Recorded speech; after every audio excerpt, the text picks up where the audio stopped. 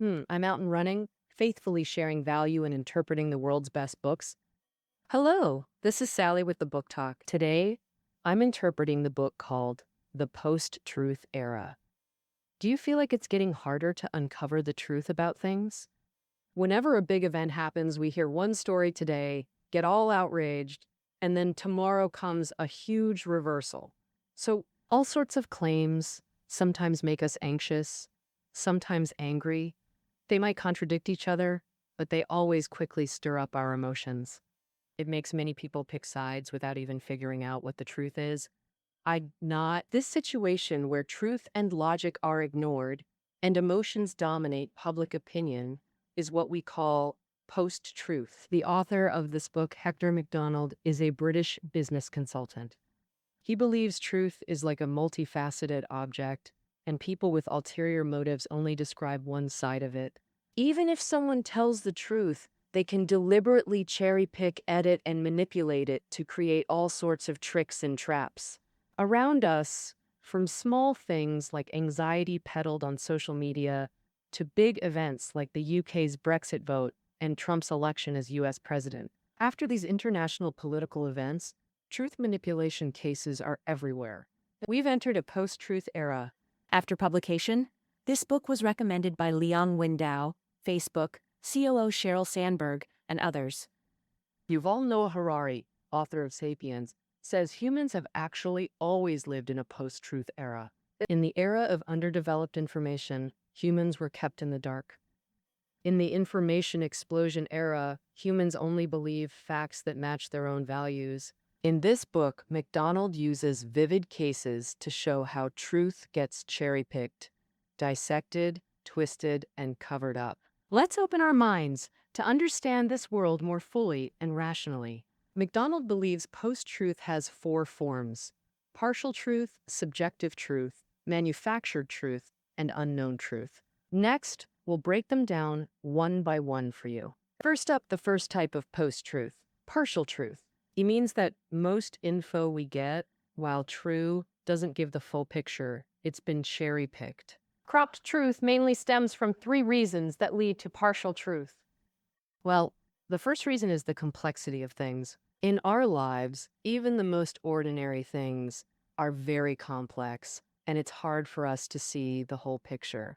So, when getting to know something, we often miss out on many important aspects. It's like the blind men and the elephant. The one who touches the leg says, the elephant is like a pillar.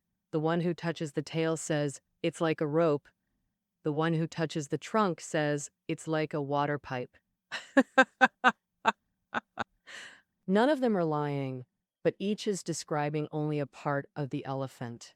In daily life, we often fall into a similar trap, holding on to a partial understanding as if it were the whole truth. For example, on whether we should allow self-driving cars on city streets. People often take different positions based on the information they've received beforehand. So those who hear positive news, like self-driving cars boosting economic growth or reducing fuel consumption, are more likely to support their rollout. But those who hear negative news, such as navigation systems causing accidents, are more inclined to oppose their use. Therefore, in legislative discussions about self-driving cars, manufacturers emphasize the positives as much as possible. Meanwhile, industry representatives for drivers who might lose jobs highlight the negatives. Both sides selectively present partial truths to the audience, leading to the creation of partial truth. The second reason is the context of things. Often, our view of something depends on its context rather than the thing itself. Here, context refers to factors related to the thing, including historical and current aspects. All these factors influence our perceptions and, in turn, our actions. For instance, when judging if someone is fit for a job, besides their skills, their past experiences and current family situation form background information that greatly affects our view. And background information also influences how we view objects. In an experiment, psychologists showed subjects a brand new chamber pot right out of its packaging. Then, they poured apple juice into it and invited the subjects to drink the juice. As you might have guessed, most subjects refused the invitation. Even though the pot was new and clean, people associate it strongly with urine. That's its background info influencing perception. And the author tells a story about a cat named Humphrey, a black and white feline living in the British Prime Minister's residence. At 10 Downing Street, he accompanied 3 prime ministers, including former Conservative leader Margaret Thatcher and former Labour leader Tony Blair. Later, an experiment showed photos of this cat to Conservative and Labour voters in the UK, asking if they liked it. When called Thatcher's cat, 44% of Conservative voters, her party, said they liked it. But among Labour voters, Blair's party, only 21% liked it. When called Blair's cat, Conservative supporters liking it dropped to 27%, while Labour supporters liking it rose to 37%. Same cat, different emphasized background. Popularity changes drastically, as this experiment shows. In real life, politicians often manipulate background info to sway voters. Taking opponents' words out of context is a common tactic. For example, in 2016, during Trump and Cruz's Republican primary battle, Cruz made a TV ad quoting Trump. The quote was, "Planned Parenthood does very good work." Planned Parenthood is a nonprofit offering services like STD testing and birth control. About half of U.S. abortions are performed through this organization. Many Republicans view abortion as abhorrent, so Cruz's ad cost Trump votes. Cruz deliberately misled voters. Trump's statement comes from a TV news interview he gave back in 2015. At the time, his full statement was that many Republican women believe Planned Parenthood does very good work, aside from abortion. In other words, Trump's original point was to criticize Planned Parenthood for performing abortions. But in Cruz's TV ad, the first part got cut out, and the second part was taken out of context and placed in a new setting, misleading voters. This ultimately led to the creation of partial truth. The third reason is seemingly objective data. We often think data is totally impartial. Little do we know that in communication, choosing different statistical units or methods can create vastly different effects. In 2017, U.S. President Trump, to exaggerate how tough the domestic economy was, told Congress that 94 million Americans were out of work, about 29% of the population, which is super high unemployment. But actually, that 94 million included all students over 16, retirees, and people who choose not to work. The number of involuntarily unemployed was only about 7.6 million, less than a tenth of what Trump claimed.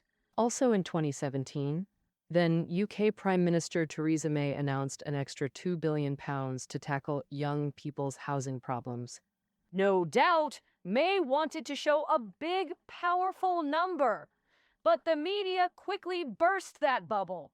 £12 billion could only build about 25,000 affordable homes, while Britain has 1.2 million young families needing them. So the new funding is like a drop in the bucket. That wraps up the first form of post-truth, partial truth. The complexity of things themselves, our different takes on context, and varied ways of describing data can all make us see only partial truths, missing the full picture. Next up, we'll cover the second form of post-truth, subjective truth. What the author means by subjective truth is that it's influenced by subjective factors like morality or attractiveness. So-called truth, when you declare something as good, attractive, or valuable, you're actually expressing subjective truth.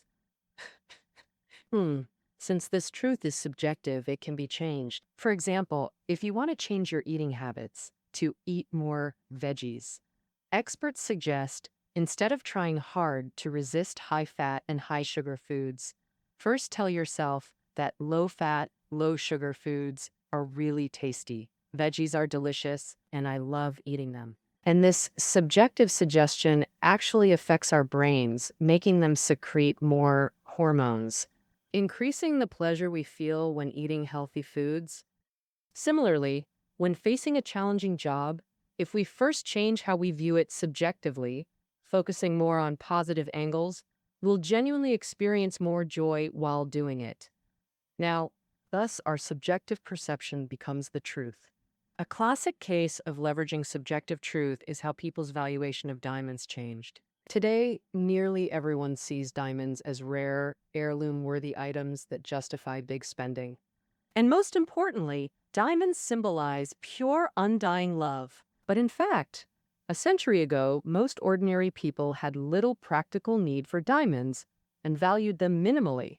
To boost diamond sales among average Americans, in 1938, the diamond company De Beers approached New York, whose solution was linking diamonds to love. In 1948, Northwest Ire launched the A Diamond is Forever campaign, promoting this concept that men must propose with diamond rings, and ads implied these rings must be kept forever. Selling your engagement diamond would mean betraying your love. Additionally, NW Air designed diamond-themed promotions like loaning diamonds to socialites to elevate their status appeal. Or organizing thousands of high school girls for events to instill that diamonds equal love. This massive campaign succeeded tremendously.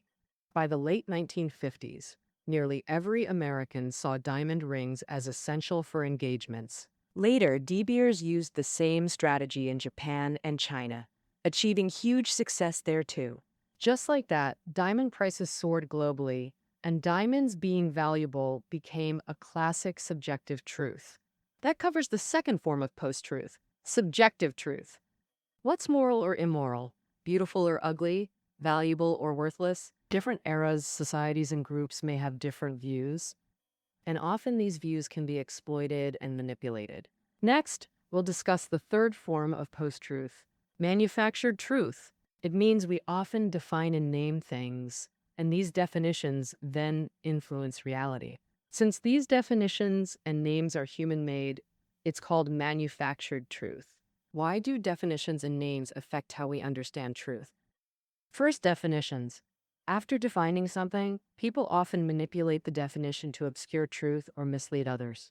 The definition of famine has been used to obscure truth. In UN food security documents, famine is the highest level, defined as over 20% of households face extreme food shortages with limited coping capacity, acute malnutrition exceeds 30%, and daily death rates exceeds 2 per 10,000. The UN made this definition precise to trigger international aid during large-scale hunger crises, And to block governments trying to exploit aid or shirk responsibility.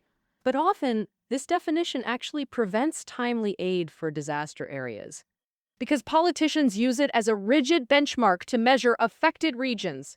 If they don't fully meet the criteria, even when close, they can refuse to act, just watching from afar. In 2014, South Sudan and Africa faced widespread famine. To assess the severity, the UN sent an expert team. They concluded that per UN definitions, South Sudan hadn't reached famine level, just the emergency food security phase. Clearly, politicians weren't too interested in an emergency-level crisis. So, South Sudan got insufficient aid, and conditions kept deteriorating. By April 2014, about 1 million faced forced hunger.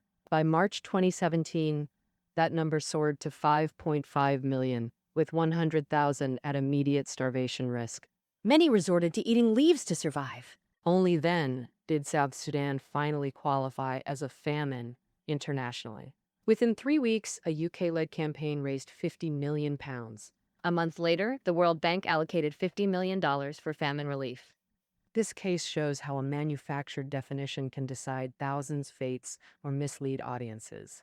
Many brands love using scientifically proven in ads.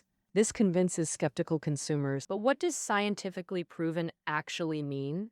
Say an antiperspirant claims, scientifically proven to relieve excessive sweating when needed most. You might not grasp what it promises. Does it only work in extreme cases? What does relieve even mean? Bottled water brands often tout essential minerals. True, but misleading. Mineral concentrations are too low to benefit health. You'd need to drink a whole jug daily for required minerals. All right, after definitions, let's talk about how naming affects truth perception. The author believes when naming things, people often have ulterior motives. like stirring emotions or smearing opponents. In 2017, Theresa May, then running for UK Prime Minister, proposed a policy for elderly Brits receiving government care at home.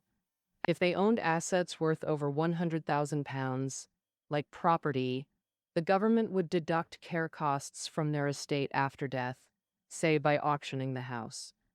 This policy had positive intent. See, with longer lifespans, UK's social care costs soared, so younger Brits faced higher taxes. Implementing this would have greatly eased government finances and young taxpayers' burden. But this policy got killed by a name. Theresa May's election opponents, UK Labour politicians, to win votes, gave it a vicious name: dementia tax. they deliberately put Alzheimer's patients, commonly called dementia sufferers, at the center of the debate. Then told the public, since Alzheimer's patients need more care, they'd pay higher costs after death, eating up most of their assets. So, since it taxed dementia patients so heavily, it should be called the dementia tax. Though Alzheimer's patients are a small group, Labour's misleading made this name hugely influential. Many young people who should have supported it now saw the Conservatives, who proposed it, as monsters abusing the elderly, turning against them and Theresa May. So the Conservatives, once leading polls, quickly fell behind Labour. From this, we see how a tiny name or nickname can have massive, real-world impact. That's the third form of post-truth, manufactured truth, where definitions and names shape how we see things. Finally, let's discuss the fourth form of post-truth, unknown truth. It refers to different people holding different views about the future. Before the future materializes, as long as we can't prove these views wrong, all these views can be considered truth and influence reality. Two main factors create this truth: predictions and beliefs. First, predictions. People make different future forecasts based on their positions, then act accordingly. Since these predictions directly impact reality, they should be seen as a form of truth. The most typical examples are so-called preemptive wars and preventive wars. Both share similar logic. Party A predicts Party B's future attack during hostilities, so strikes first, But preemptive wars counter imminent, clear threats. while preventive wars counter distant, ambiguous threats. So preemptive wars often seem justified, while preventive ones draw international criticism. This creates a gray area between imminent and distant threats, giving politicians room to mislead. They often use rhetoric to frame preventive wars as urgent preemptive actions when making predictions.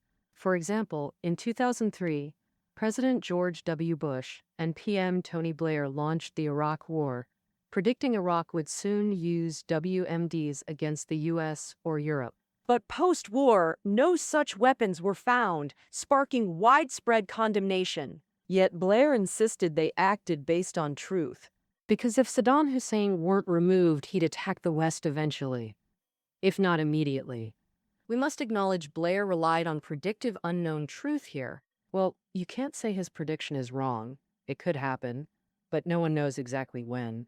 After predictions, let's discuss how faith affects our grasp of truth. The author believes people hold firm beliefs about the future, treat them as truth, and act accordingly.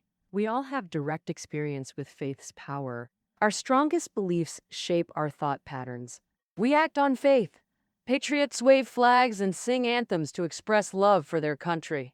Heaven's Gate was a cult in the US whose members genuinely believed Earth would soon perish, so they committed mass suicide to relocate to another planet. Faith defined their world. Even though Earth's imminent doom defied common sense, they believed it unquestioningly as truth. So how did faith blind them to truth? It relates to group dynamics. In a psychology experiment, subjects were placed in groups. Everyone except the subject was the experimenter's accomplice.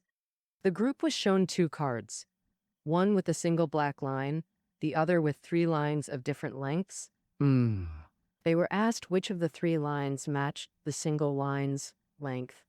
The answer was obvious, but accomplices deliberately chose wrong answers. Facing this, what did the real subject do? About 1/3 ignored their judgment and followed the group on the first try. Of the remaining 2/3, Most gradually abandon their views for the groups after repeated trials.